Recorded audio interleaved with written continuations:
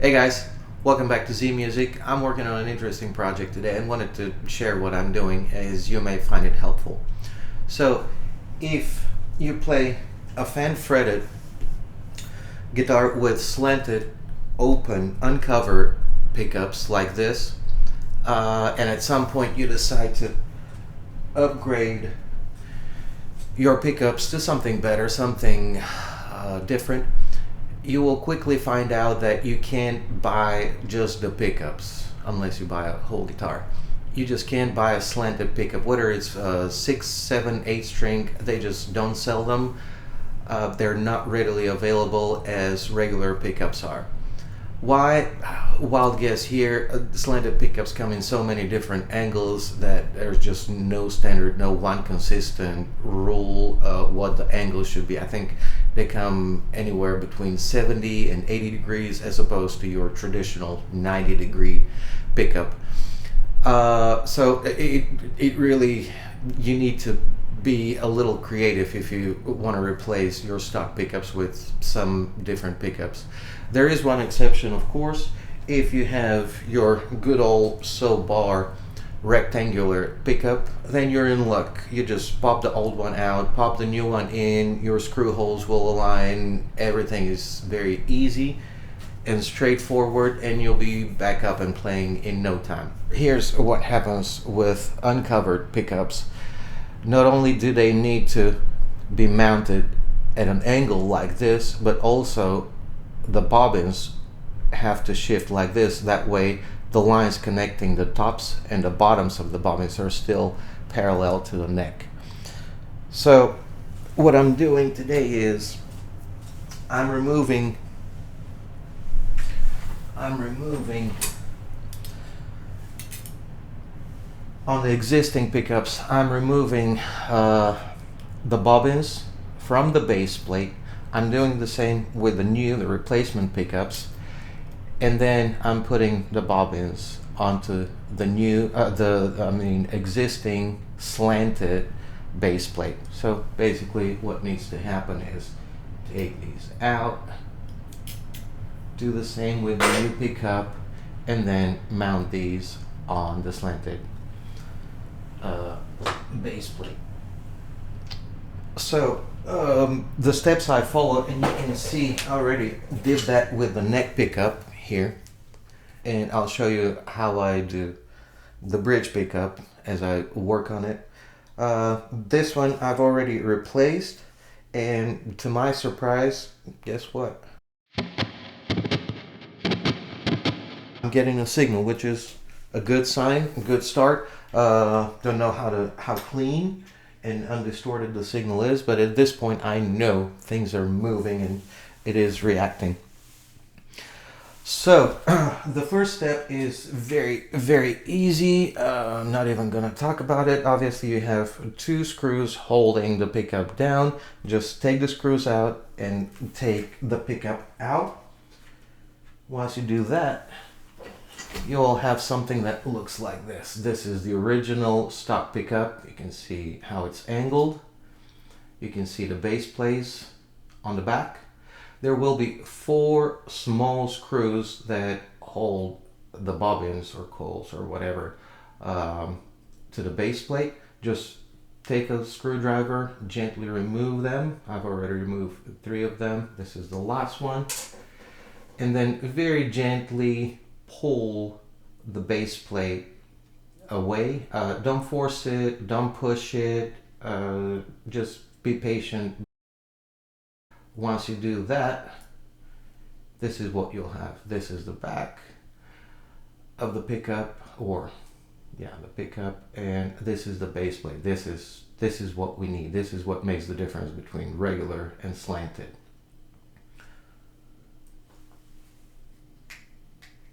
Also, when you do that, you will notice that there's a little ground wire here at the bottom. I've already snipped it off, so it's not connected, but it's there. You'll have to unground the original, and then when you mount the new pickup, you'll have to ground the new pickup. Also, another thing, when you start working on the new ones, and this is the replacement, it's a Duncan Alpha Omega, and you can see the four small screws that hold things down. You can see them clearly because they're bronze on black. When you start working on the new one, you'll have to remove this black tape on the side. You may be tempted to cut it and just pull it away. Don't do that. There will be bare ground wire hiding somewhere underneath. You don't want to cut the wire. Just not the best thing to do. Just find the beginning of the tape, which it's right here, and gently remove it. Again, don't force things.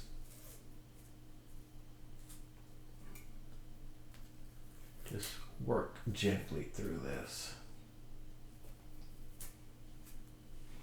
Okay, tape is off for the most part. There's one little piece left here.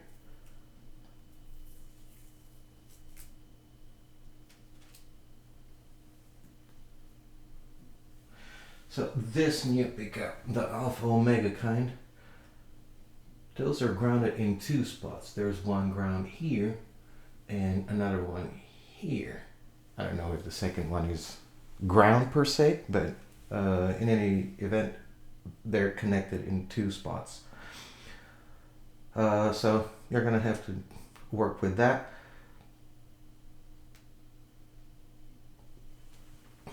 Then next, screwdriver, gently remove these. Gently remove the four little screws. When you open it up, you'll see a bunch of wax in there, because most likely your pickups will be wax spotted. Don't mess with the wax, leave it on there. I know it may look weird if you're dealing with this for the first time, but the wax is there for a reason. It's supposed to be there to prevent any air pockets and cause interference, or prevent, I should say, interference, any microphonic noise, feedback noise, things like that. The wax is there for a reason. Don't mess with it. Leave it on there. Okay, so I'll just go ahead and take the screws out. And then we'll go on with the next step. Alright, so 3 of the screws have been removed. This is the last one.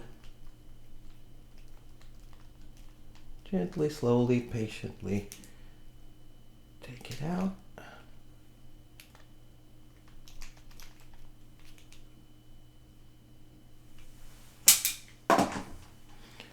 And then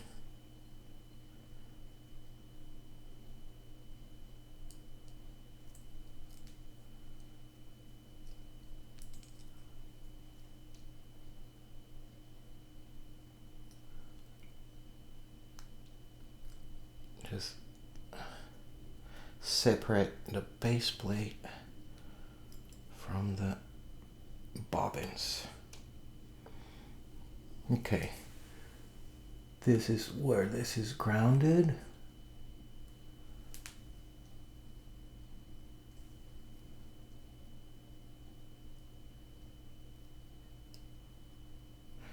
And that's the second spot where it grounds.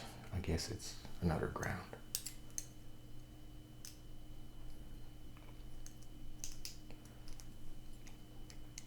So next I'm gonna disconnect the 2 wires that are connected to the base plate, and then mount the bobbins onto the new base plate, or existing base plate, the slanted one.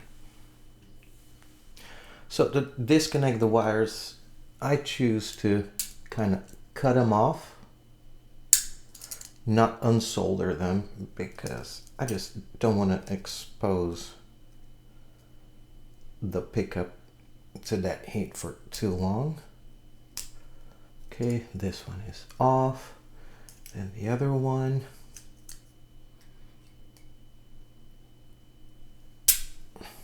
Here we go.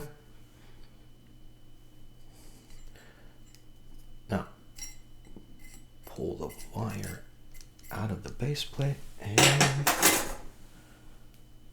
here we go. What's going to happen next is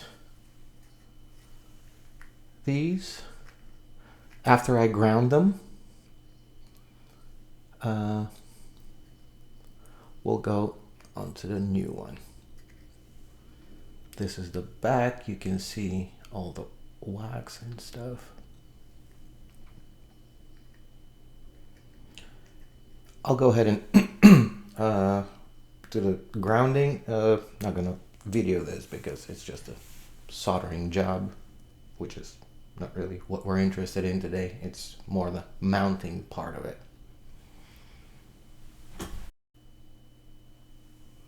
Okay, so this is what we have so far.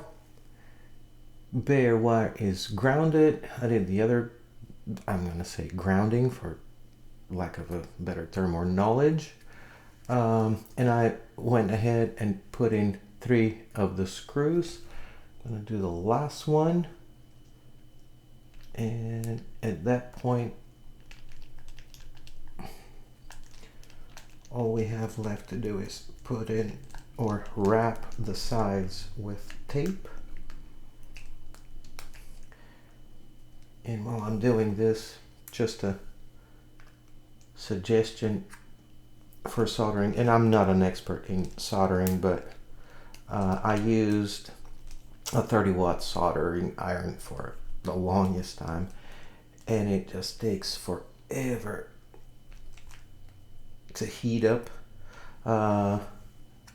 For this project, I used a 40-watt soldering iron, and it worked out pretty good. It seems to be 40 watts seems to be the soft spot or perfect spot between too weak of a soldering iron, like a 30 watt, or something that's too powerful that may fry a component. So yeah, just a suggestion, use a 40 watt. Okay, then next I'm going to use this tape. There's a bunch of tape out there that you could buy. I chose not to use the paper. There was about a bunch of paper tape suggestions when I was looking for this. I chose the fabric type. I'm gonna wrap around the sides, and at that point it'll be ready to be mounted back onto the guitar. Alright, so here we go. Second pickup is in there.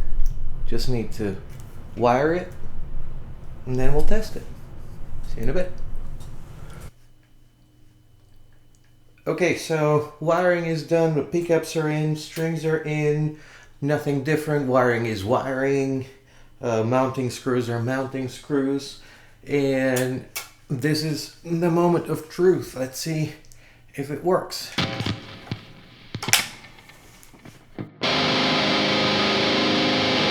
Yes, it does. Love it.